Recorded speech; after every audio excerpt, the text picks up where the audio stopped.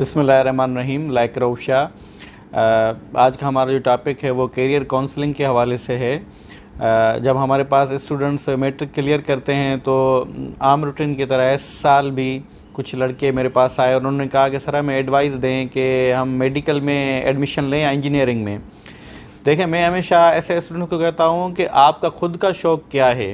ऐसा नहीं है कि मतलब आपके वालिदैन ने कहा है। बहुत से लड़के कहते हैं कि भाई हमें अपने वालिदैन ने कहा है कि मैं डॉक्टर हूँ, तुम्हें भी लाजमी डॉक्टर बन के दिखाना है, या मैं टीचर हूँ तो तुम्हें भी लाजमी टीचर बन के दिखाना है। तो सबसे पहले तो मेरी पेरेंट्स से गुजारिश यही होगी कि आप देखें कि बच्चे का खुद का शौक़ क्या है। उसका खुद का शौक़ जो होगा वही उसी शौक़ में वो ज़्यादा बेहतर काम कर पाएगा, उसी शौक़ में वो आगे बढ़ेगा। तो इसमें कोई शक नहीं है कि पेरेंट्स अपनी औलाद के लिए बहुत बेहतर सोचते हैं, इतना बेहतर सोचते हैं कि इस दुनिया में वालिदैन के सिवा और कोई उतना बेहतर नहीं सोच सकता। लेकिन ज़माना मॉडर्न है, वालिदैन को भी सोचना चाहिए कि मेरे अपने बेटे या बेटी का शौक़ किस चीज़ में है। और मैं स्टूडेंट्स को भी कहता हूँ कि हमेशा आप शौक़ अपने आप को पहचानें कि आपको शौक़ किस चीज़ का है, उसमें आप एडमिशन लें, उसमें आप दिलचस्पी लें। कोई भी काम शौक़ के सिवा आप उसमें आगे नहीं बढ़ सकते। और उस अपने शौक़ को पहचानने के लिए आपको खुदशनास आदमी बनना पड़ेगा। मुझे हैरत होती है जब मैं क्लासेस में जाता हूँ और बच्चों से अपने नेम की मीनिंग पूछता हूँ तो 100 में से 80% को अपने नेम की मीनिंग भी पता नहीं होती है। वो कहते हैं सर हमने कभी इस बारे में सोचा ही नहीं है। तो खुदशनास आदमी, जब आप खुदशनास बनते हैं तो आप अपने बारे में सोचना शुरू कर देते हैं कि आपके नेम की माना क्या है, आप किस चीज़ में ज़्यादा दिलचस्पी रखते हैं।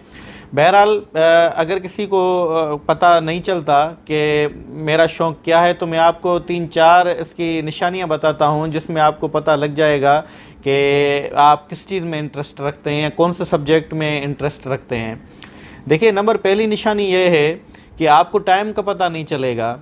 जब भी आपके शौक़ का काम होगा तो आपके, देखिए मिसाल के तौर पर अगर आप टीवी या ड्रामे कोई देखने का शौक़ रखता है तो उसके 2, ढाई, 3 घंटे, बहुत से लोग तो एपिसोड्स मुकम्मल कर लेते हैं तो उन्हें टाइम का ही पता नहीं चलता। उनके दिन ऐसे गुजर जाते हैं उन्हें पता ही नहीं चलता। क्यों? क्योंकि उनका शौक़ होता है ड्रामा टीवी देखना, या कोई क्रिकेट का शौक़ अगर रखता है तो वो भी अगर 3-3.5 घंटे की T20 मैच होगी तो वो 3.5 घंटे देख कर भी बाद में भी उसको वो कहेगा कि चलो 3.5-4 घंटे गुजर भी गए। तो ये आपको टाइम का पता क्यों नहीं चलता? क्योंकि वो आपके शौक़ का काम है। लेकिन आप देखें कि अगर कोई स्पोर्ट्समैन है, मिसाल के तौर पर कोई भी क्रिकेटर है, उसको क्रिकेट खेलने में 3-3.5 घंटे 4 घंटे गुजर जाते उसे पता नहीं चलता। लेकिन उसे बिठा दिया जाए कि भाई मुझे मैथ के सवालात हल करके दो तो उसके लिए 5 मिनट गुजारना मुश्किल हो जाएगा। देखिए, बोरियत एक ख़ास निशानी है कि आप इस काम के लिए नहीं बने हैं। तो पहली जो मैंने आपको निशानी बताई वो शौक़ है। शौक़ की दूसरी निशानी ये है कि आपको रिस्पेक्ट मिलना शुरू हो जाएगी। अब मिसाल के तौर पर मैं टीचर हूँ, अगर मैं शौकिया टीचर बनूंगा या बना हूँ तो मैं क्लास में जाऊँगा तो मेरा शौक़ पढ़ाना होगा और मैं पढ़ा के बाकायदा इज़्ज़त कमा सकता हूँ। लेकिन मान लें कि मैं एक वैसे ही टीचर बन गया हूँ, पढ़ाना मेरा शौक़ नहीं है, तो मैं क्लास में जाऊँगा तो मैं पढ़ाऊँगा ही नहीं, और जब मैं पढ़ाऊँगा नहीं तो मेरी रेस्पेक्ट कैसे बनेगी। तो लिहाजा ये भी एक अहम सोर्स है कि जब आपका शौक़ का काम होता है तो आपको इज़्ज़त मिलना शुरू हो जाती है। नंबर तीसरा, जो शौक़ की निशानी जो नंबर तीसरी है वो ये है कि आपके शौक़ के काम में आप थकते नहीं हैं।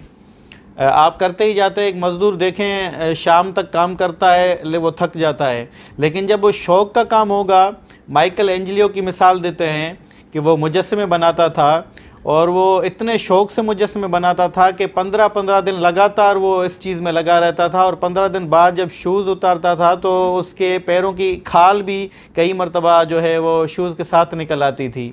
तो ये क्या है, उसे शौक़ में पता ही नहीं चलता था कि मैंने 15 दिन से जो है वो शूज़ नहीं उतारी, ये उसका शौक़ था। तो शौक़ के काम में है, आप थकते नहीं हैं। अगर आप थकते भी हैं तो वक्ती तौर 1 घंटा 2 घंटे रेस्ट करने के बाद आप फिर उस काम के लिए रेडी हो जाते हैं। नंबर चौथी निशानी कि आपका जो शौक़ का काम होगा उसमें आपको मुआवजा कम भी मिलेगा, तब भी आप कहेंगे चलो ठीक है। मैं इसकी आपको एक मिसाल देता हूँ कि 2010 में मैंने अली पब्लिक स्कूल ज्वाइन किया, एक प्राइवेट स्कूल। तो मुझे जो स्टार्टिंग सैलरी, क्योंकि बांदी शहर अभी तो माशाल्लाह ग्रो कर गया है, उस टाइम बिल्कुल छोटा शहर था, आज से तकरीबन 12-13 साल पहले। तो स्टार्टिंग सैलरी मेरी 1200-1500 थी, और ये बहुत अच्छी सैलरी थी एक नए प्राइवेट स्कूल के हवाले से। तो वहाँ पर मैंने पढ़ाना शुरू किया, क्योंकि पढ़ाना मेरा शौक़ था। 1200-1500 में जो है वो मेरी पूरी नहीं होती थी, लेकिन बहुत से दोस्त मुझे कहते भी थे कि आप कोई और काम करें, आपकी 1200-1500 रुपये सैलरी है, इसमें क्या होता है। और वाकई मैं सोचता भी था, लेकिन क्योंकि मेरे पढ़ाना एक शौक़ था, मैं कहता था चलो ठीक है, सैलरी कम मिल रही है, दिल तो खुश हो रहा है ना, अपने शौक़ का काम मैं पढ़ा रहा हूँ। और उसी शौक़ के काम को आगे बढ़ाते हुए मैंने मेहनत की, स्टेप बाय स्टेप क्लासेस ऊपर लेता गया, पढ़ाता गया, और माशाल्लाह फिर मैंने JST की जॉब पास की, और अब मैं HST बन गया हूँ, हाई स्कूल टीचर बन गया हूँ। तो ये मेरा शौक़ था। तो ये 3-4 निशानियाँ मैंने आपको बताई कि जब आपको शौक़ होता है तो आपको इन चीज़ों का पता नहीं चलता है, जैसे टाइम का पता नहीं चलता है, आप थकते नहीं हैं, और आपको इज़्ज़त मिलना शुरू हो जाती है। आपको मुआवजा कम मिलता है तब भी चलेगा। और ये 3-4 निशानियाँ जैसे मैंने आपको बताई, और उसके अलावा वासिफ अली वासिफ साहब की कोटेशन से इसको कंक्लूड कर रहा हूँ कि इंसान के उसकी फितरत के ख़िलाफ़ काम लेना जुल्म है। तो लिहाजा मैं पेरेंट्स को गुजारिश करता हूँ कि अपने बच्चों के शौक़ को पहचानें, और स्टूडेंट्स को भी मैं ये कहता हूँ कि अपने लिए खुद शनास बने, सोचें कि आप कौन सा काम बेहतर कर सकते हैं। ये कैरियर काउंसलिंग ऐसी चीज़ है कि आप जो है वो अपने दिल से फैसला करें। एडवाइस ज़रूर लें, सुने सबकी, लेकिन अपने दिल से भी पूछें कि मैं कौन से काम में बेहतर हूँ, क्योंकि इंसान, मेरे ख्याल में जितना इंसान खुद को पहचान सकता है, उससे उतना खुदा और की ज़ात के अलावा और कोई नहीं पहचान सकता। तो इस चीज़ पर ज़रूर ध्यान दें कि आप किस चीज़ में बेहतर हैं, और जब